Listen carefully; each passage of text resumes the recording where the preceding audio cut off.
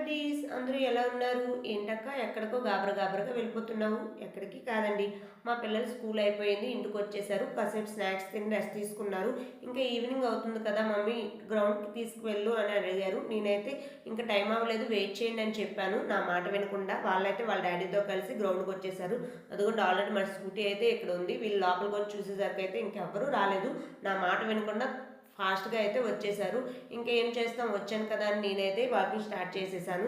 ఒక రౌండ్ అయితే వాకింగ్ చేయడం అయితే నేను స్టార్ట్ చేసేసాను. మా పిల్లలకి పాపం వాళ్ళ ఫ్రెండ్స్ ఇంకా రాలేదు. వాళ్ళకైతే బోర్ కొడుతుంది. నేను ముందు నుండే చెప్పాను. ఇంకా ఈవినింగ్ ప్రాపర్‌గా అవ్వలేదు. ఇంటి దగ్గర కాసేపు వెయిట్ చేసి వెళ్దాం. అందరూ వస్తారని చెప్పినా నా మాట అయితే వినలేదు.